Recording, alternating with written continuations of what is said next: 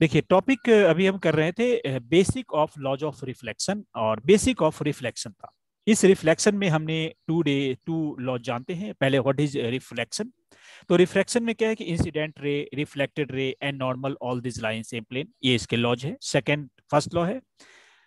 Second law है incident ray, reflected ray hmm. And normal all line same plane, और angle of incidence equal to angle of reflection. ये दो law हैं। एक है angle of incidence equal to angle of reflection, और एक है incident ray, reflected ray and normal all this line same plane. ये दो अलग अलग लॉ है जिस चीज को हमने इस फिगर में बताया है। उससे पहले एक और इंपॉर्टेंट पॉइंट ये है कि व्हाट इज रिफ्लेक्शन। तो रिफ्लेक्शन में हमने बताया था it is bouncing back of light. It is bouncing back of light when light incident on a smooth shining surface, after that light or ray reflect back, bounces back in the same medium. So this is reflection. यहाँ पे हमने क्या किया है कि M1 M2 एक mirror लिया है। M1 M2 एक मिरर लिया है, हम्म। और मिरर का एक नीचे का पार्ट जो येलो कलर का है, यहाँ पे सिल्वर किया हुआ है। यहाँ पे एक AO इंसिडेंट रे लिया गया है।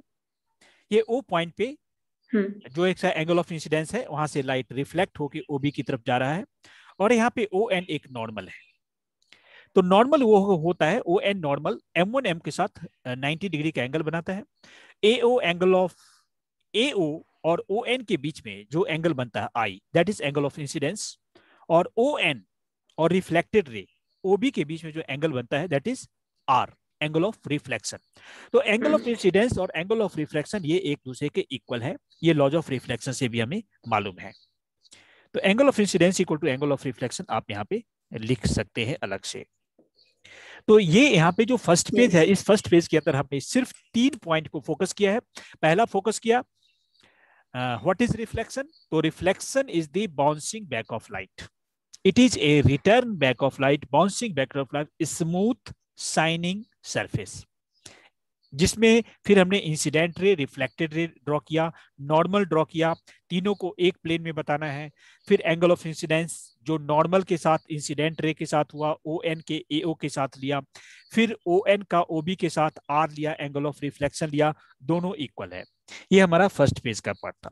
नेक्स्ट पेज में हमने यहाँ पे image formation on plane mirror topic लिया। यहाँ पे हमने एक वर्टिकल मिरर M1 M2 लिया है। वर्टिकल मिरर M1 M2 लिया है। इसमें हमने वो ऑब्जेक्ट लिया है, उस ऑब्जेक्ट का इमेज फॉर्म करना है। इमेज फॉर्मेशन के लिए हमने बताया था कि there are many rays emitted from the object, but for image formation we have to take 2 or 3 rays, and image form at that point where image intersects or appears to intersect. That is the condition. For that, we have taken here 3 rays emitting from object O, one ray OB, another ray OA, and third one is ray OF. ये 3 हमने रे लिया। तो OB यहाँ पे incident ray हुआ है। फिर वो OC हुआ है जो CD की तरफ आया है। वहां पे हमने ON एक नॉर्मल लिया है।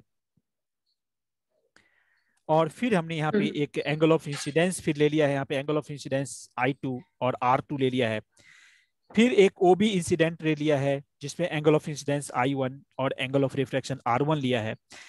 तो यहाँ पे जो BE और CD जो रिफ्लेक्टेड रे है वो एक appears to coming from I, जिसको हमने येलो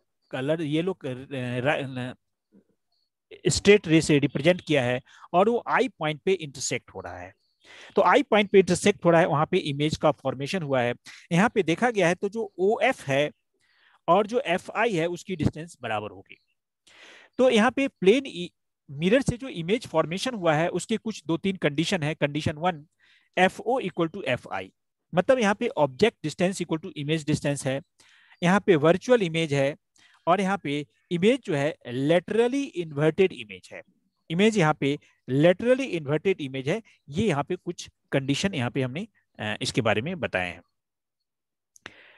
तो इसमें अगर कोई हम्म। चीज आपको लगता है कि कोई ऐसी चीजें हैं जो क्लियर नहीं है तो आप एक, हमने यहाँ पे प्लेन मिरर पे फिर से हमने कुछ इमेज के डायग्राम ड्रॉ किए हैं, जिसमें मैंने कुछ एग्जांपल लिया कि जैसे यहाँ पी को हम यहाँ पे ऑब्जेक्ट को लिखते हैं तो उसका इमेज पी कैसे दिख रहा है। यहाँ पे के लिखा है तो के का है हम्म। कैसा इमेज बनता है। यहाँ पे आर लिखा है तो आर का आपने ड्रॉइंग किया है कैसा इमेज बनता है। यहाँ पे टी को हमने यहाँ पे हॉरिजॉन्टल कर दिया है तो कैसा इमेज बनता है, डी का कैसा इमेज बनता है, बी का कैसा इमेज बनता है। तो यहाँ पे इमेज का एक जो उल्टा इमेज बनता है वो चीजें भी हमने यहाँ पे किया है। फिर नेक्स्ट में हमने एक स्फेरिकल मिरर को समझाया है। स्फेरिकल मिरर को समझाने से पहले हमें थोड़ा स्फेयर का आइडिया देना था। तो स्फेयर के आइडिया देने में हमने यहाँ पे आप एक एग्जांपल लिया था, जिसमें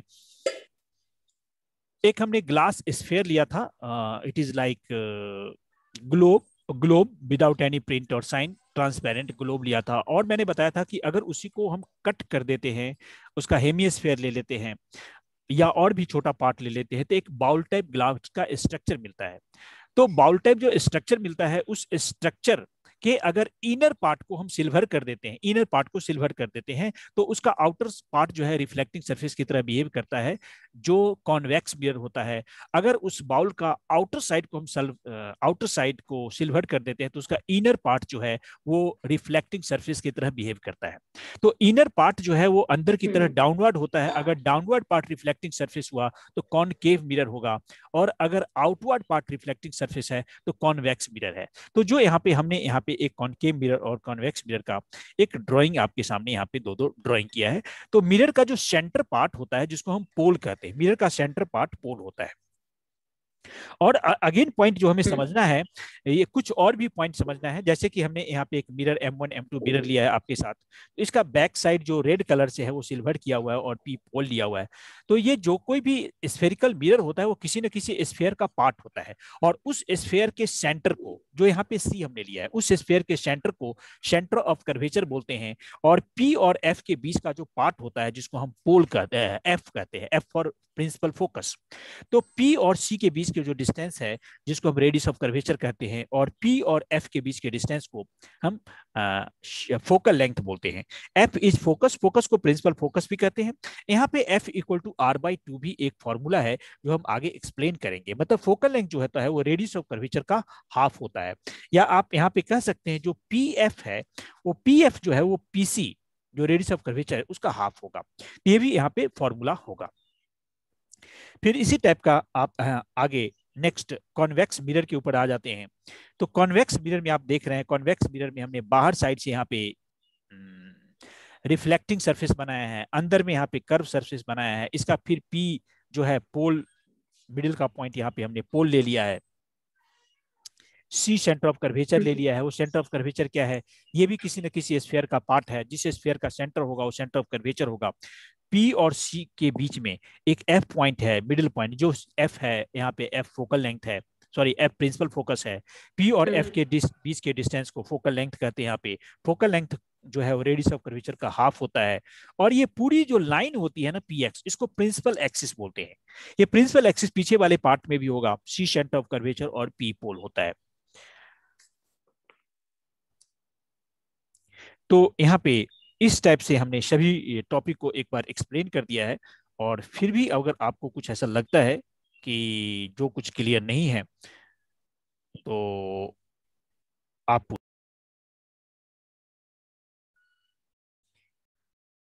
यहाँ पे इस चैप्टर में हमने आपको रिफ्लेक्शन का बेसिक बताया है, जिसके अंदर laws of reflection, angle of incidence, angle of reflection के बीच में क्या रिलेशन है, उसके पहले दो लॉ क्या है, स्फेरिकल मिरर और प्लेन मिरर में रिफ्लेक्शन का बेसिक डिफरेंस क्या है, ये मैंने बताया है। आप इसमें मुझे जो रेडियस ऑफ कर्वेचर और फोकल लेंथ के बीच का क्या रिलेशन है, इस रिलेशन को हमारे कमेंट बॉक्स में लिखेंगे। जिनका सबसे अच्छा कमेंट होगा उनके लिए कुछ स्पेशल गिफ्ट होगा। और हाँ, अगर आपने मेरे इस चैनल को सब्सक्राइब नहीं किया है तो प्लीज सब्सक्राइब कर लेंगे, क्योंकि और भी कुछ अच्छी वीडियो हम देते रहेंगे। बेल आइकन को और कर लेंगे। और कमेंट्स में मैं देखना चाहता हूँ कि रेडियस ऑफ कर्वेचर और फोकल लेंथ के बीच में क्या रिलेशन है। और हमारे व्हाट्सएप लिंक को आप ज्वाइन कर लेंगे, और टेलीग्राम लिंक को, क्योंकि हम कुछ फ्री लाइव क्लासेस भी देते रहते हैं बीच बीच में। तो उस फ्री लाइव क्लास की आपको इंफॉर्मेशन मिलती रहेगी।